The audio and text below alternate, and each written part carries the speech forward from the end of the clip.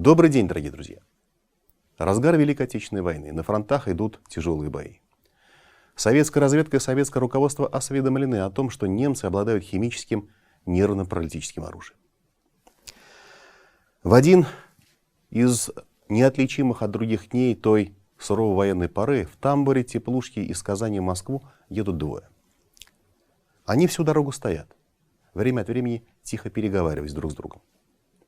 Никто вокруг не догадывается о том, что у одного из них, невысокого и плотного мужчины, в нагрудном кармане пиджака спрятана ампула. Ампула с нейрополитическим веществом, аналогом боевых отравляющих веществ группы «Зарин».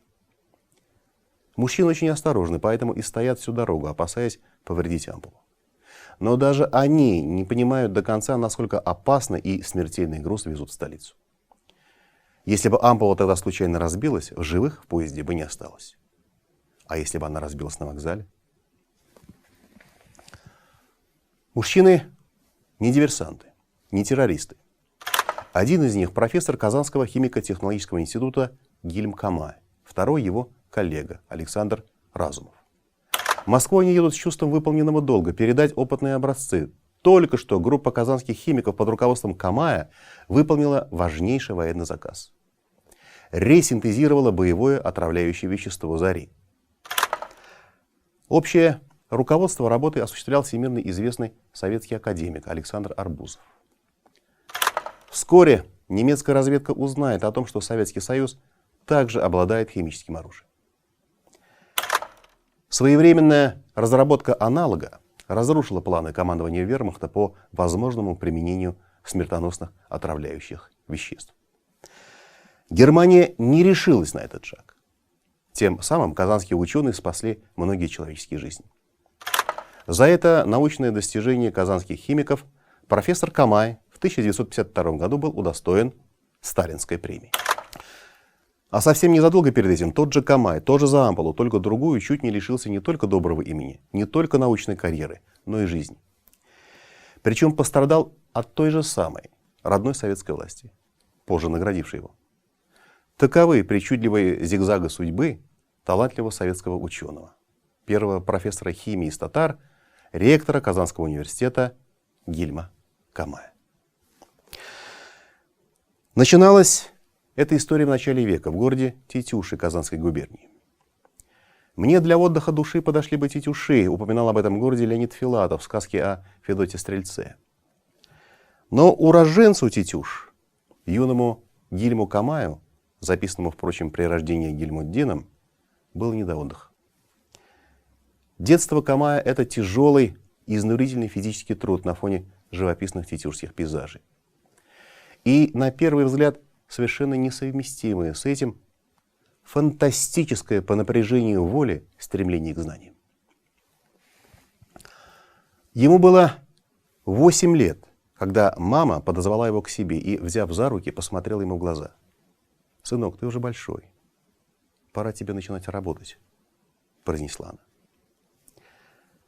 Горе нагрянуло в семью Камая внезапно и накрыло семью с головой.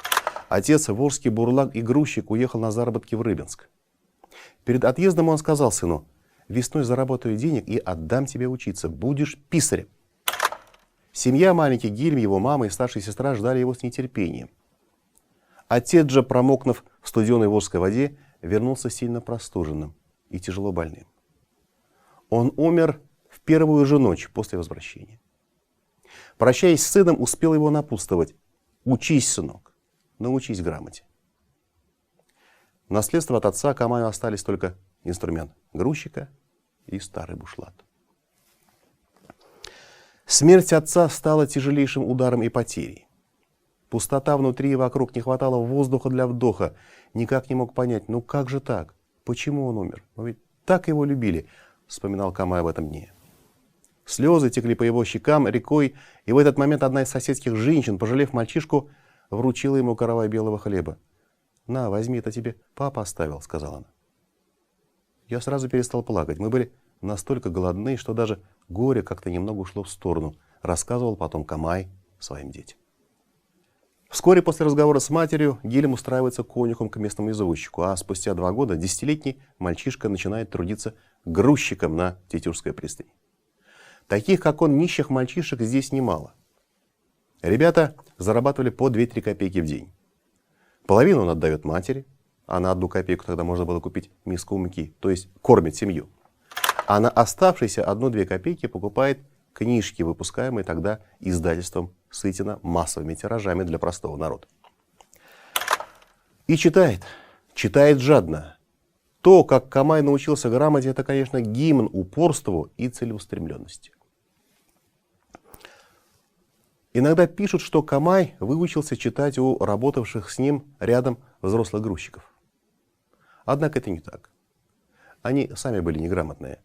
Дочь Камая Светлана рассказывала, что юный Гильм выучил азбуку у пассажиров, сходивших на пристань. Каждую буковку по отдельности, подбегая к солидным дядям и тетям и расспрашивая о том, как читается та или иная буква. И вот настал день, когда Камай, увидев проходящий мимо пароход, смог прочитать его название. «Фортуна! Фортуна!» — произнес он громко и обрадованно. Это было его первое прочитанное слово. Окрыленный Камай начал читать с упоением, и вскоре Фортуна действительно улыбнулась упорному мальчишке. Она явилась в лице одной из пассажирок, оказавшейся учительницей. Ее звали Антонина Малыгина. Сойдя на пристань, она обратила внимание на оборванца, читавшего окружившим его грузчикам стихи Пушкина, Лермонтова, Некрасова. «Ты где учишься, сынок?» — спросила она. Узнав, что нигде, добрая Малыгина приглашает его учиться в Казань. Так Камай, взяв с собой заработанное тяжелым трудом на строительстве моста 9 рублей, в первый раз едет покорять Казань и начинает учиться в татарской учительской школе. Но жизнь поворачивается к нищему мальчишке спиной. Денег хватает ненадолго. Сначала Камай отказывается от обедов, питается только 1 раз в день. Затем ему становится негде жить. Если поначалу он спит в пристрое сенном базаре, то с наступлением холодов это становится невозможно. Его приглашает к себе на квартиру товарищ по учебе.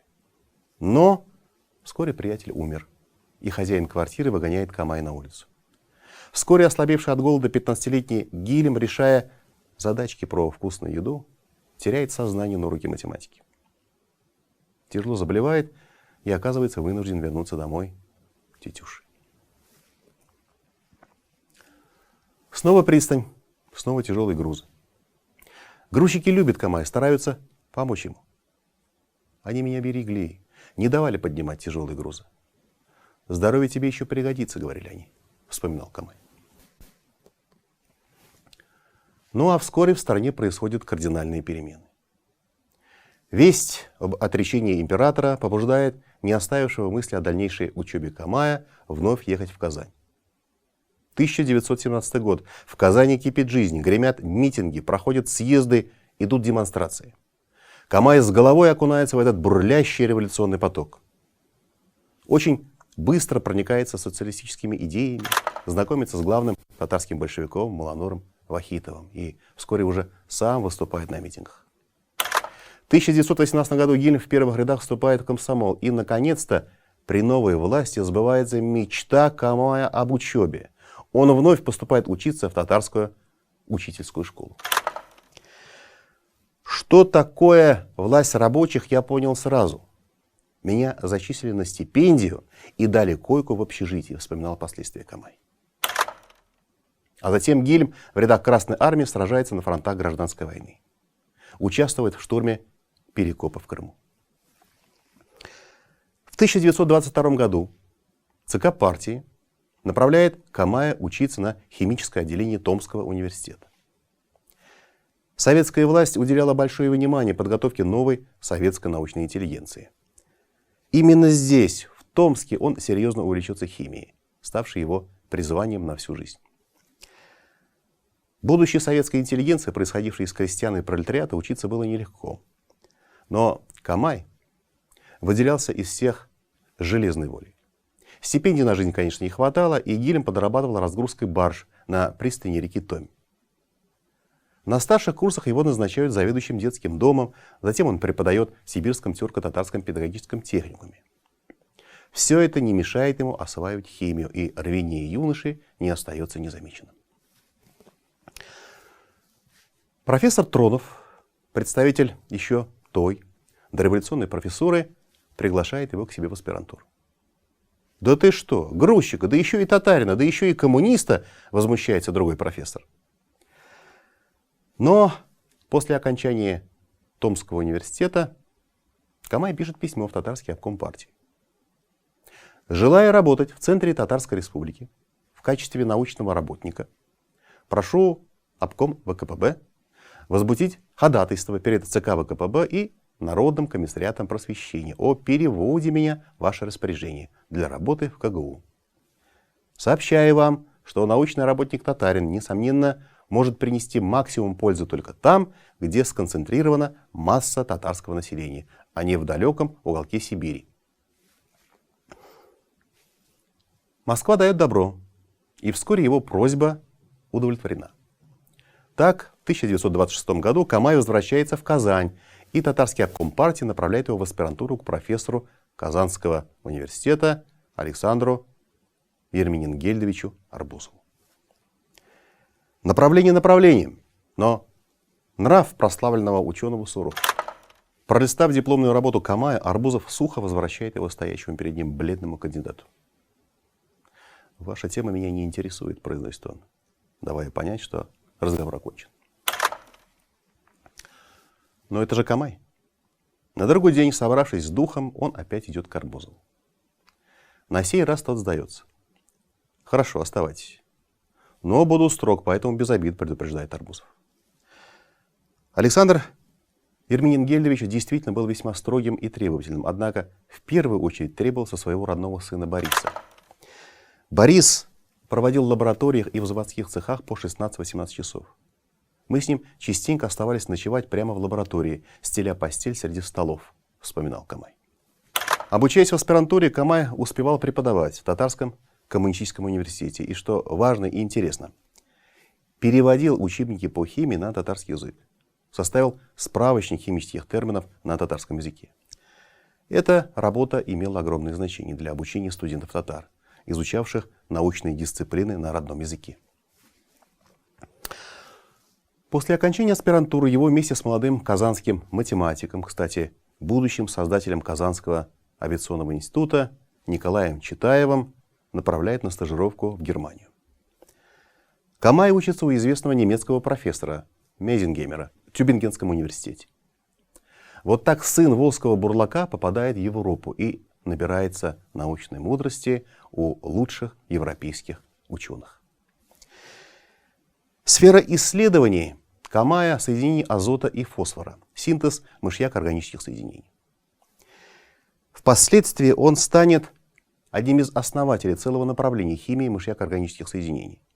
Опасные для жизни опыты проводятся в специальной лаборатории. Казанский профессор Булат Султанбеков, хорошо знавший Камая и неоднократно беседовавший с ним, пишет, что Камай занимался, как бы сейчас сказали, технологиями двойного назначения. Их можно было использовать как в мирных целях, так и в военной промышленности. К концу стажировки Камай уже публикует научные статьи на немецком языке, делает на нем публичные выступления. Камай говорил впоследствии, что без знания немецкого в химии тогда было делать нечего. В 1930 году Камай возвращается в Казань. Возвращается уже европейцем, хорошо одетым, с элементами изысканности и элегантности. Знакомство с будущей супругой Раисой, или по-татарски Райсой, происходит именно тогда. Она вспоминала об этом так. «В первый раз я увидел его в Татарском театре имени Камала. Он только вернулся из Германии, возглавлял учебный отдел химико-технологического института. А я заканчивал медицинский техникум. Его умение держаться, заразительно смеяться привлекало к нему окружающих. Он интересовался всем, сыпал вопросами и сам с удовольствием отвечал на вопросы к нему. Он просто излучал радость. Я его тогда спросил: а у вас сегодня день рождения? А он ответил: радуюсь возвращению домой живым и здоровым. Через 7 месяцев после этой встречи Гильм и Раиса сыграли свадьбу. Вернувшись в Казань, Камай начинает усиленно работать, хотя расслабленно он и не умеет. В 1930 году он возглавил учебный отдел КХТИ, затем становится заведующим кафедрой красителей, профессором кафедры фосфорорганических соединений. Преподает и в Казанском университете. В 1932 году за серьезные научные результаты ему присвоено звание Героя социалистического строительства ТССР. Было в истории республики и такое звание. А в 1935 году молодого и энергичного ученого назначают ректором Казанского государственного университета. Ему 34 года. Все впереди. Все или почти все получается. Бытность ректором он немало успел. Построил здание нового общежития, начал строительство второго. Много сил вложил в развитие недавно созданного химического факультета. Профессор Булат Султанбеков рассказывал, что Камай, будучи ректором университета, ставил перед собой очень серьезные стратегические задачи, которые были очевидными в те годы для молодой республики. Среди них подготовка профессоров из татар по основным специальностям, увеличение числа студентов-татар до половины, запуск издательства для выпуска научно-популярной литературы на татарском языке, создание факультета языка и литературы с русским, татарским и чувашским отделениями, открытие исторического факультета. Все это важнейшие задачи, отвечающие целям строительства нового интернационального советского социалистического общества, каким оно виделось в те годы. Эти задачи подчеркивают масштаб личности и горизонт видения Камая как крупного ученого, организатора науки, как широкообразованного, блестящего ученого. Да, многое из намеченного им тогда осуществить не удалось, но процесс, как говорится, пошел. Что-то из запланированного Камаем в том или ином виде притворяло жизнь уже позже. А дальше наступили мрачные времена. В стране уже несколько лет шли процессы над так называемыми врагами народа. Каток репрессий раскручивался все более активно. В начале 1937 года был арестован прежний ректор Казанского университета Носон Бервекслин, затем его жена. Дети отправлены в детские дома. Камай тем временем, по-видимому, не чувствовал опасности. Логика его понятна. Сын бурлака, плоть от плоти трудового народа, коммунист, герой гражданской войны. Ну, какие могут быть сомнения в его преданности советской власти и коммунистической партии? В 1937 году в Татарстан поступила разнарядка из Москвы. В этот год должны были быть осуждены и расстреляны 500 человек. 1500 осуждены к различным срокам заключения. Разнарядка утверждена в Политбюро ЦК ВКПБ.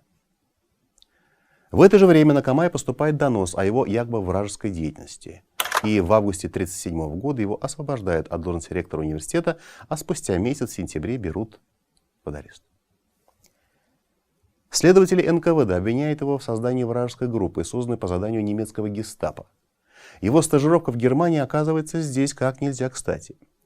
Группа якобы готовила химическую атаку на Казань. Из Камая пытаются выбить показания на профессора Арбузова. Обвиняется Камай также в связях с троцкистами, националистами. А оказалось, что Камай помог поступить на учебу сестре личного врага Сталина Мирсаида Султангалиева, уже обвиненного в Султангалиевщине и репрессированного. Одним из пунктов обвинения стал и факт передачи Камаем Мезенгеймеру ампулы от Арбузова. Значит, заключает следователи, Камай передал немцам секретные советские разработки. Картина, несмотря на всю абсурдность, складывается зловещая. Паутину плетут умело, выпутаться из нее невозможно. Все, что требуется от Камая, дать признательные показания в отношении себя и показания на профессора Арбузова. То, что Александр Арбузов светило мировой науки, абсолютно не важно. Дело химиков постепенно набирает обороты. К концу 1938 года арестованы уже 18 ученых. Камай держится стойко. Чтобы добиться своей цели, к нему применяют пытки. Вскоре он остается без зубов. Совсем без зубов.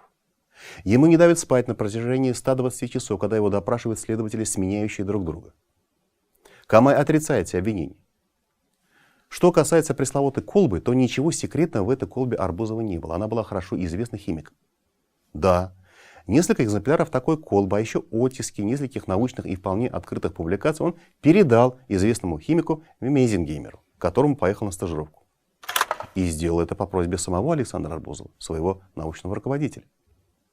Это была нормальная научная практика, когда ученые обменивались друг с другом информацией. Информацией не секретной. У Арбузова допытываются: вы действительно передали Камаю ампулу? Он подтверждает и поясняет, что ампула содержала опытный образец, уже описанный в научной литературе и не представляющий никакой секретности. Дочь Камая Светлана вспоминает, что маме тогда некоторые советовали: ты еще молодая, разведись. А у нее напротив Черного озера жила сестра, так она каждый день ездила к ней домой и подолгу смотрела из окна на здание НКВД, расположенное напротив, через парк. И даже как-то умудрилась передать мужу свою фотозапиской, в которой написала, что хранит ему верность и ждет его. Это, конечно, дорого стоило. Когда надежды на спасение уже были потеряны, случилось неожиданное. В конце 1938 года снят с поста главы НКВД и арестован Николай Ежов. Его сменил новый нарком Лаврентий Берия. Начались жесткие чистки среди самих чекистов. На некоторое время маховик репрессий над практически парализованной страной был почти остановлен. Начались пересмотры некоторых политических и уголовных дел, освобождение тех, кто еще не осужден. Наступила так называемая Бериевская оттепель. Вскоре в Татарстане была арестована практически вся верхушка местного НКВД. Проверку законности следственных мероприятий проводила прокуратура СССР. Группу возглавлял прокурор с озвученной фамилией Коперник. Во время беседы с ним Камая даже угостили чаем с конфетами и папиросами. Отношение следователей в корне изменилось, прекратились избиения. Арестованных начали кормить 3 раза в день. Итоги проверки не замедлили себя ждать. Все арестованные казанские химики вышли на волю весной 1939 года. Спустя более 1,5 лет после своего ареста в мае 1939 года вышел на свободу и Камай.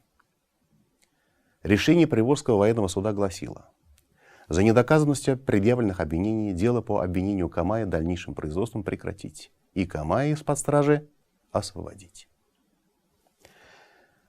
На волю Гильм Камай вышел с подорванным здоровьем. Прежним он уже никогда не станет, как его бывшие коллеги. Дома ждала семья, а впереди наука. В университет он уже не вернется. Работает в химико-технологическом институте. С головой уходит научные исследования. Именно в этот период он сделает важнейшие научные открытия в своей жизни. В 1941 году Камай защищает докторскую диссертацию. В этот же период он открывает новую реакцию мышьяка и фосфора, которая позволяет получить новый тип химических соединений, которые, в свою очередь, открывали путь к производству важной для экономики продукции. А это многие миллионы рублей для страны. Эта реакция вошла в химию под названием реакция Камая. В годы войны он работает над военными заказами в сфере разработки боевых отравляющих веществ, за что позже будет удостоен Сталинской премии. Он автор новой рецептуры краски, затем широко применявшейся в стране. Академиком Гильм Камай так и не стал, хотя несколько раз выдвигал кандидатуру на выборах. По словам профессора Булата Султанбекова, среди коллег находилось немало таких, кто на всякий случай или по каким-то иным причинам голосовал против него. Все последующие годы он работал заведующим кафедрой в Казанском химико-технологическом институте. Дочь Камая Светлана рассказывала, что отец всю жизнь оставался очень простым. Любил черный хлеб, научил детей не сыпать крошки, цену хлебу знал не понаслышке. Исключительно уважал труд грузчиков, которые когда-то очень помогли ему пойти своей дорогой в жизни. Всегда старался помогать сиротам, считал это своим долгом. Камай, будучи широкообразованным человеком, никогда не понимал причины спора о том, кто нужнее, физики или лирики. Он был уверен, что увлечение прекрасным — форма воспитания личности. Любил художественную литературу, музыку. Будучи в Москве, всегда старался побывать в театрах. Особенную любовь испытывал к опере. В доме у Камая всегда было много гостей. Мама вкусно готовила, а отец при возможности выходил во двор, разводил самовар и заваривал вкуснейший чай из смеси индийского, грузинского и краснодарского. Аромат душистого чая разносился по всей улице. В 1963 году знаменитый английский химик, лауреат Нобелевской премии по химии Александр Тодд на Всемирном химическом симпозиуме заявил о том, что историческим центром химической науки является Казань. Это заявление, признающее выдающийся вклад Казанской химической школы в мировую химию, он сделал, обращаясь к Гильму Камаю. Гильм Харевич Камай умер в марте 1970 года в Казани год не дожив до своего 70-летия. Он писал в одной из своих книг: если ученый добивается успехов, то не потому, что он родился в сорочке, а потому, что он работает всю жизнь на пределе, отдавая до последней капельки знания, опыт, энергию. Удивительная жизнь удивительно стойкого человека, посвященная служению науке, наполнена как трагедиями, так и счастьем. Счастьем семейным, счастьем открытия новых знаний. Настоящего патриота своей страны, своего народа. Спасибо вам за внимание. Всего самого доброго. И подписывайтесь на канал.